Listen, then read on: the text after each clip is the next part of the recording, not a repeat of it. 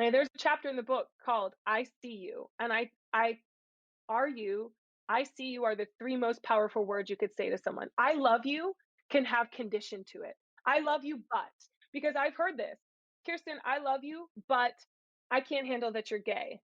What? Like, so, but I see you honors all of who I am and adds love into it. So love is a part of those three words.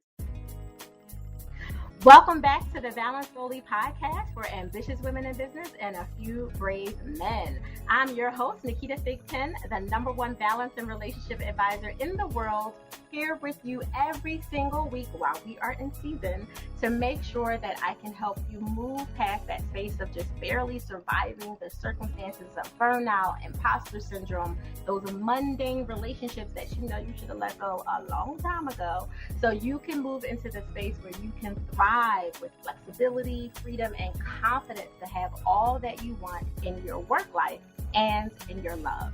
We are in the midst of season 23, all of those steps that are crucial to your success, and per my usual, vetting them as diligently as I do to make sure that I do my own kind of professional stalking of all of our guests to double make sure that they are people that I would want to have in my proverbial kitchen so we can have a conversation on air, is a phenomenal woman. I'm already looking at her with joy in her eyes. I'm looking at these arms that she got that you guys can't see, so you're going to have to go to her website to see it. I'm like, wait, where did you get them from?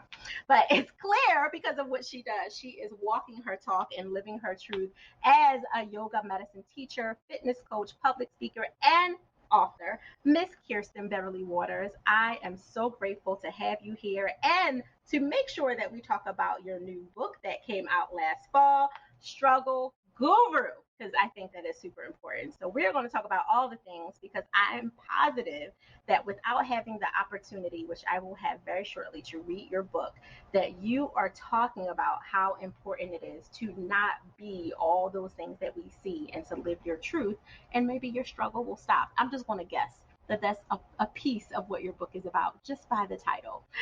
Kirsten, welcome to the show. How are you today? Oh, thank you for having me. I am doing super well and just excited to be here. I love it. You didn't think I was going to pick on your arms, did you? I know. It's right. No, It's okay. no. I saw them. I saw them. She showed up in a sleeveless thing. I was like, oh, you just want to do that? Okay. All right. I see what you're doing because you yoga, you fitness. Okay. I get it. I would love for you to share with everyone who is listening a little bit about what inspired you more than anything, not for your fitness journey, but for you to write your book, Struggle Guru. Well, Struggle Guru is a lifetime in the making. I tell people that when I was 6 years old, I lost my father pretty suddenly. And that moment really pushed me into this world of constant observance and recognizing the preciousness of life. And so I feel like even though I've always been a pretty extroverted person, that sometimes the outward showing is to mask the fact that I am struggling internally to process all that's going on in the world and all the things that I would observe relationally, with family members, with friends, with community members, and just observing, always taking in information.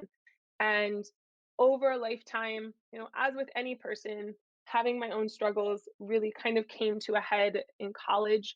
In college, I was struggling both with my sexual identity as well as struggling with cancer. So, if it's not bad enough, you don't know who you are, you're also being faced with this invisible disease that is literally within you and you're fighting yourself internally. So, it felt sort of um, like a parallel experience for me, that I was struggling with who I was internally, fighting from the inside Yeah. out, and the cancer was also fighting me from the inside out. And one of the evils in my mind of cancer is that in order to destroy it, you have to essentially destroy the essence of yourself. And so rather than thinking of destroying it, it's I need to eliminate this inauthentic piece of myself. And I felt like that's what I was doing with my sexual orientation. Was I wasn't being honest with who I was, with my family, with my friends, with my community.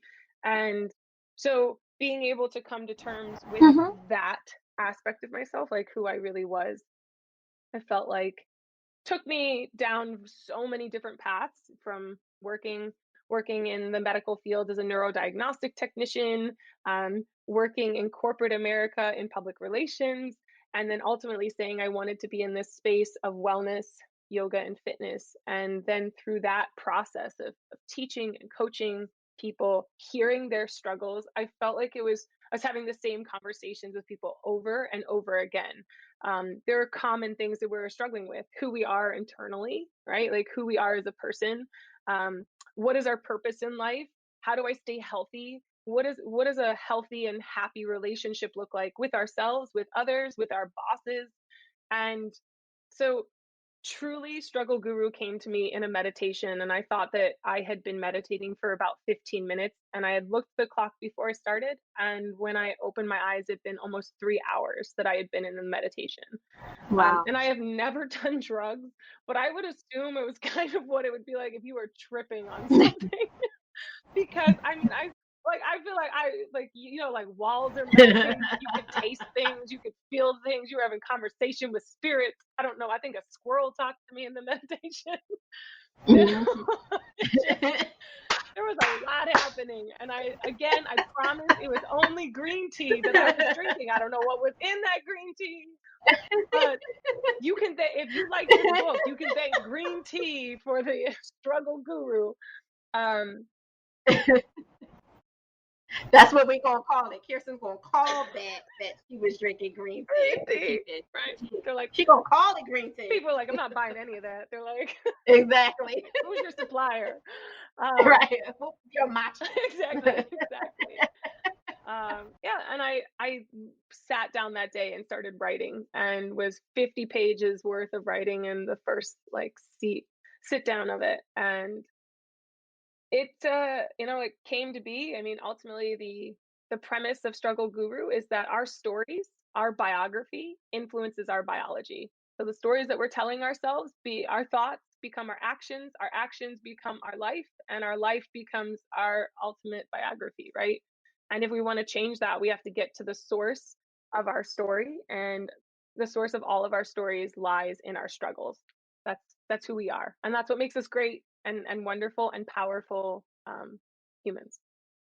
How I 1,000% align with that on so many levels. You were brave enough to get yours out as soon as, at least to start the writing, as soon as it plopped into your spirit. We'll say that.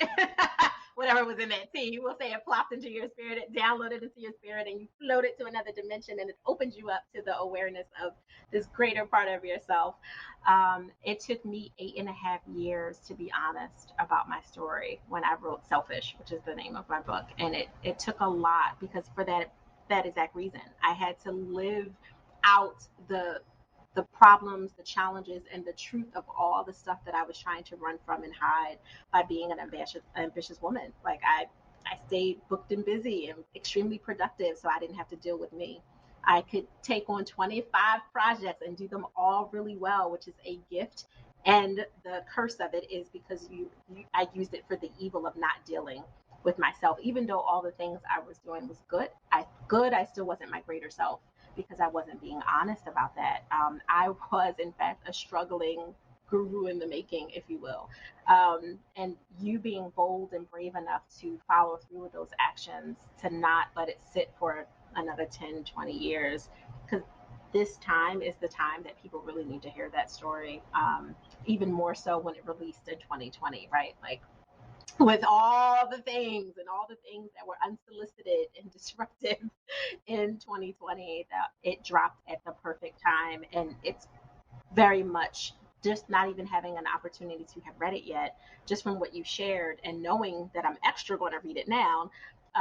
It is very much in alignment with what we would call evergreen in our world, right? Like things that don't expire, because the truth of it grows with you at every stage and every level of where you're going in your evolution. So I I'm really grateful that you did that. That was powerful. Well, the interesting thing when you're talking about how long it took you to put out your book was when I was 16 years old, I wrote the first portion of a book, and it was called Stop. It's the Only Way to Go. And I Hmm. remember bringing it to my English teacher, and she said I was a horrible writer. I should stay out of English. I'm not very good. And which is funny because I have a journalism degree. I have a minor in English. I have these things. Wow. So I guess she was wrong.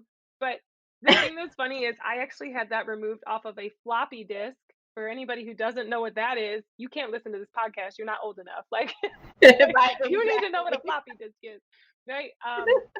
So they pulled it off the floppy disk, and there are elements still in Struggle Guru that I had already thought of at 16 years old. So for me, I feel like the fact that they stayed with me 20 years plus, Yeah.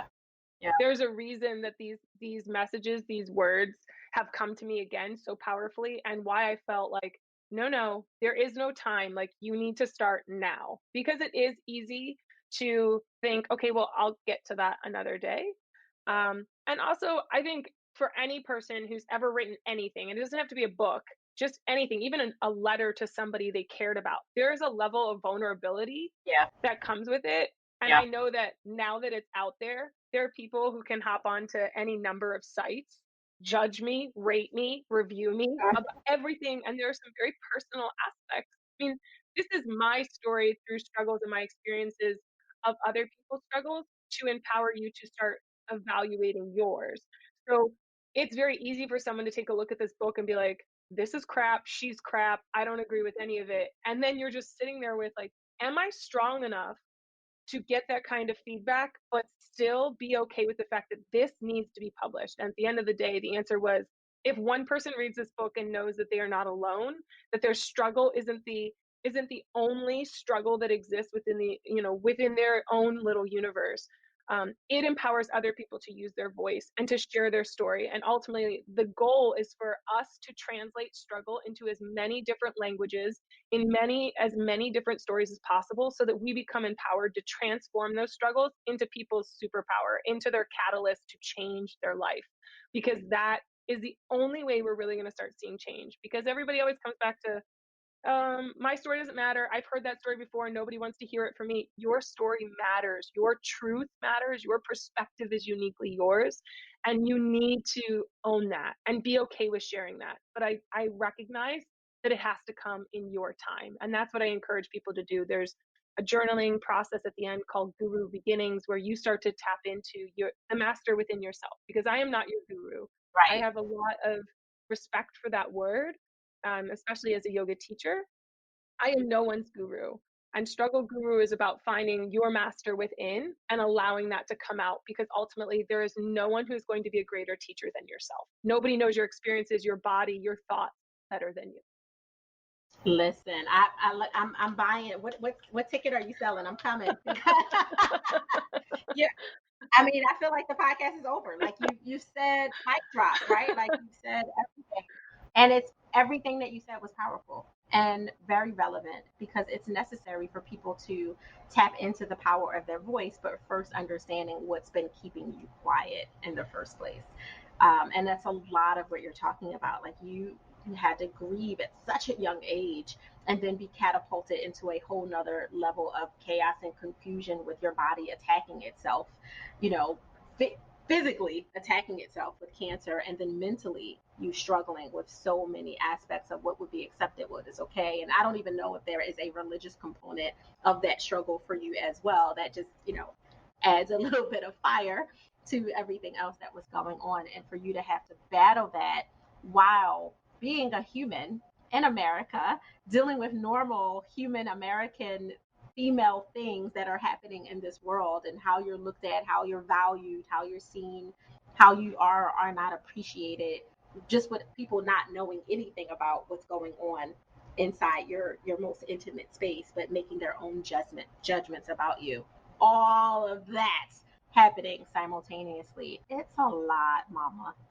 that's that's a lot. Well, and you know, there is like a religious component. I was raised Methodist, and I Mhm. actually wanted to go to seminary school. I wanted to get into mission work, um, and I was accepted to Yale, Vanderbilt, and Duke seminary program. And I tell people that was the holy.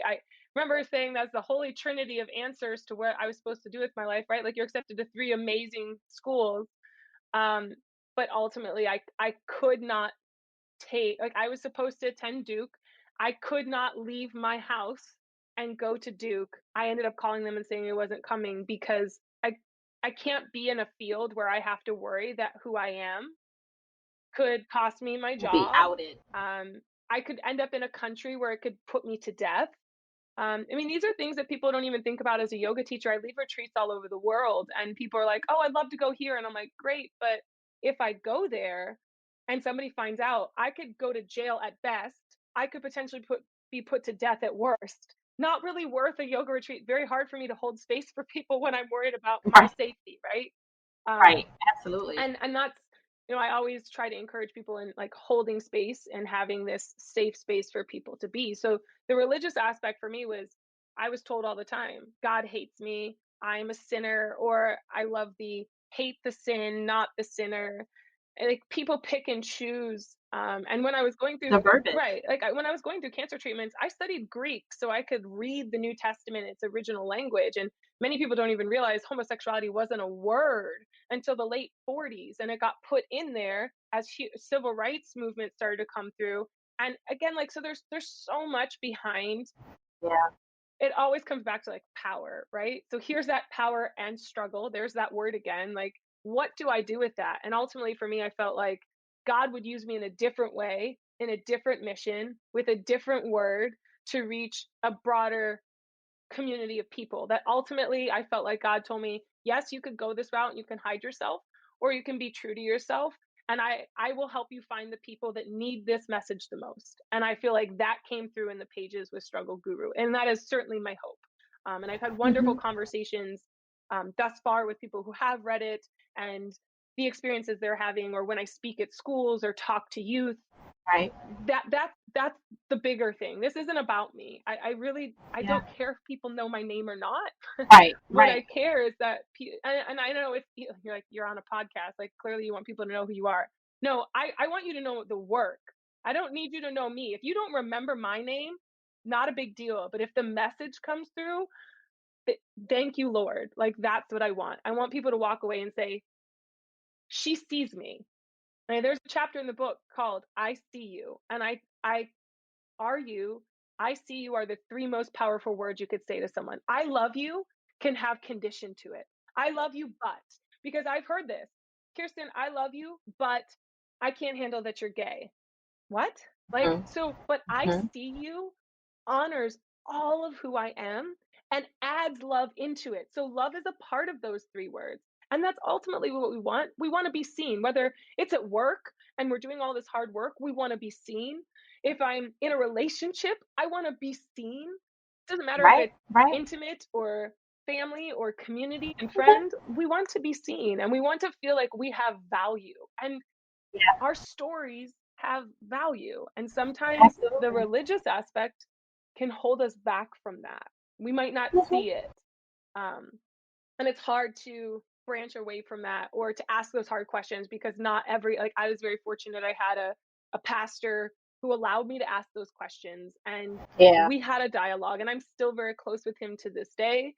And he never made me feel like I was a sinner, I was an outcast or unloved. But that doesn't mean that the church did not. Mhm. The youth pastor asked me to stop teaching seventh grade boys because they were worried that I was a pedophile. Can't on What? so many levels. Like, there's just, I Oh mean, God. I'm trying to help people understand love and Christ love, Whew. and people are asking me to leave because I've been pigeonholed into a stereotype. I mean, you can see me right now and I have short hair, and I will joke, I have short hair, I teach in fitness and yoga, and I drive a Subaru. I'm a walking trifecta of stereotypes, okay? Like, you Yes. can't help it. I'm like, I'm a rainbow tattoo away from being it all, right? Like, that's the joke. That's the way that I like get by with it. But the truth is, when I did cut my hair short, I thought twice about it, because what stereotype would somebody apply to me just because I had short hair and I'm not the beautiful and amazing Charlize Theron, right? Like, nobody Mhm. looks at her, and I'm not Halle Berry either. Like, Mhm. like, Mhm. I'm not these I know what people. you mean. So, and I've asked friends of mine, have you ever had to think about that? Like what your haircut might be perceived at, and would that make you less than in your profession? Yeah. So struggles exist everywhere around us. Yeah.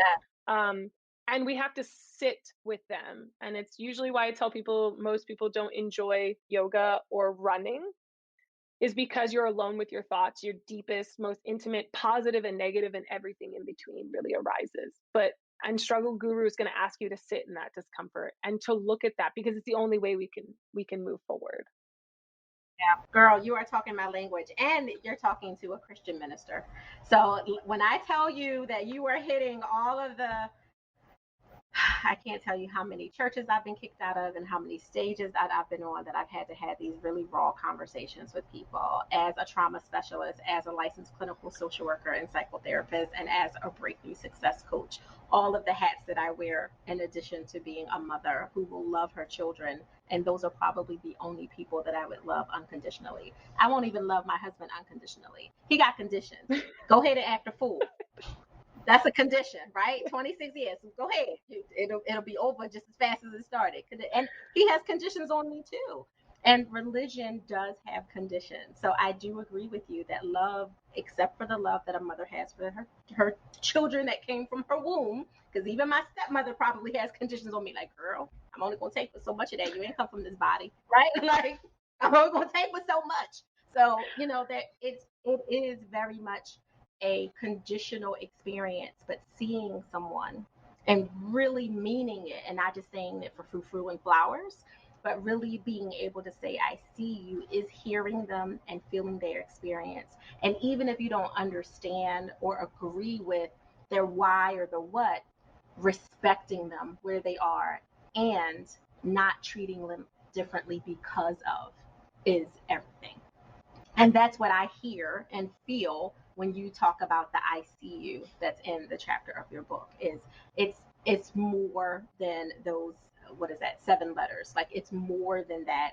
It is all of that full experience, and probably the closest that you can get to the unconditional love that a mother would have for her children that she birthed from her womb, right? Like, I feel that completely, because oh my God, that's a whole separate podcast that we could talk about. How many conversations I get fussed at all the time. I'm like, God, we can't say God's people are God's people, God's children are his children, and then say but. There's no but. I live in a space of and we have to be very clear about that. And from a statistical standpoint, most pedophiles are heterosexual males. So we'll have a different conversation about that at a different time. Like, I need them to read a book. Right. So that's a whole different conversation. Like, oh, that irritates my soul. Yeah. Like, right there, I got poked in my soul when you said that. You are amazing, and you are definitely a beautiful experience to receive, which the world does need to feel on multiple levels and all the expressions of that word. So I have to ask you, when you are between these global stages, leading these experiences to help people tap into the intimacy of self through yoga and fitness and coaching and all the things that you do, how are you making sure you give yourself permission to pause? I have found the hours between 3 a.m. and 5 a.m., which is not for everyone.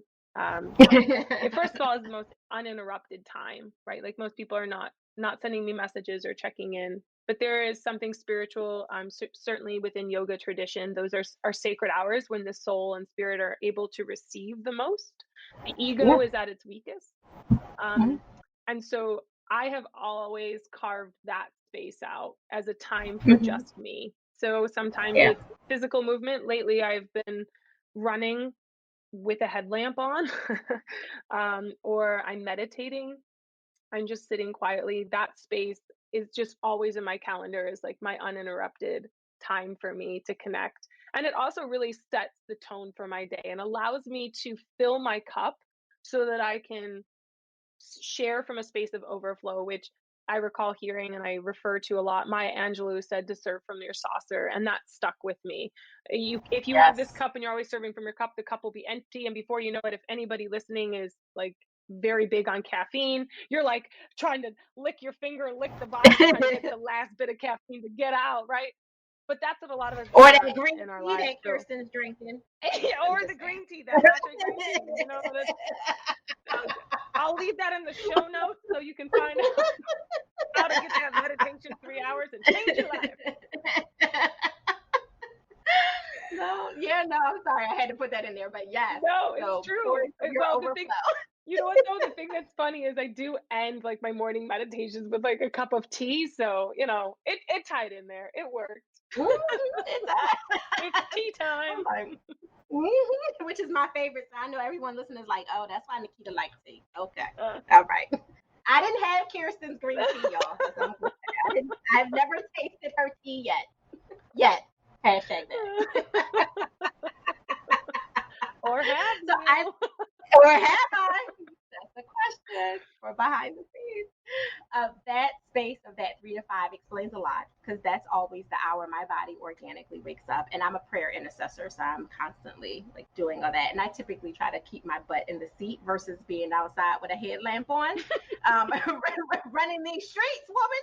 But but I do see the power in really leveraging that time and embracing it full on, as your pause. And it actually takes away the excuse of you not giving it to yourself. Right.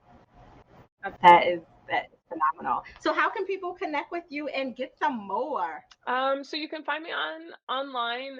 My website is kbwaters.com. So I try to keep it pretty simple. So you can connect with me there. It has connections to my social links. That's usually the easiest way to connect. Certainly, if you're on my website, drop me a line, connect. Whether you buy the book, you don't, you just listen to the podcast, you want to say hello. I just always encourage people to reach out. I love hearing other people's stories and finding ways to connect. So. I love this. And if you want arms like Kirsten, I'm just saying, you might want to have to go through her classes, because I'm going to check them out. Like, let me see about this. Obviously, I'm doing my yoga wrong. Okay. Obviously, I'm doing mine wrong. So, okay. You are amazing. I honor you. I honor your time. I love that you were so open and vulnerable and strong in every aspect of what you just shared, because there are hundreds of thousands of people at minimum that will in fact hear this episode, that will in fact hear this story and be able to tap in and apply it to their own prejudices, their ignorances that are willful, their resistance to being able to see someone, including themselves, that's standing right in front of them. So I am so grateful for you. And I thank you from the seat of my spirit for you being willing to show up fully today.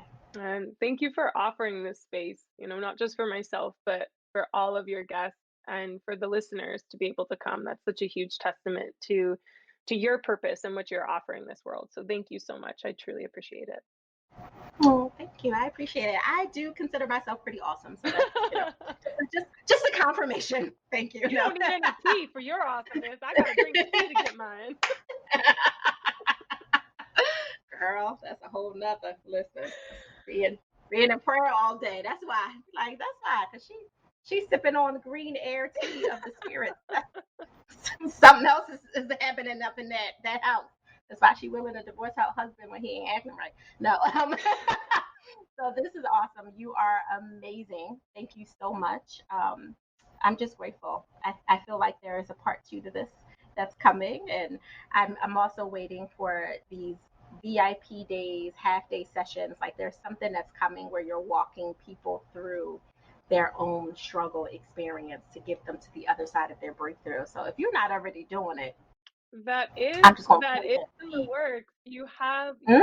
hit the nail on the head. There is a program that will be coming out, actually be in spring. So it's just around the corner where there'll be some information released on that. That will also include the ability to do a virtual meetup for us, and then future in-person meetups at various retreats to really dive into it. I love it. You see how that prophetic love works? Like, you see how that works? That's that prophetic love right there. No. You are a blessing, and I'm so thankful. Thank you. Thank you. So awesome. Balance Boldly listeners, as always, Well, did I not just bring you the truth? I brought you the truth. That's what I do. I'm going to pop my collar on that one too. I had to bring you the truth. I am grateful for the time that you guys carved out, whether you were on your treadmills, in your car, or sitting trying to pretend like you're listening to your children while you were playing teacher with the AirPod in one ear and pretending to help a child do some kind of crazy math with all this virtual school that's happening right now. I thank you for your time. If you have not already subscribed, make sure you subscribe, rate, and share this podcast for the other ambitiously brave and bold men and women out there that need these balance tools for their work, life, and love. As always, you can follow me at Ask Naketa just about everywhere. You guys know Instagram is my favorite place to play, but Facebook has become a really good space. So if you're not already a part of the Certified Selfish Facebook group, there's a link at the bottom. You can grab that as well. In the interim, I want you to go create your balance and create your joy. But please, for the love of God, make sure you do it boldly.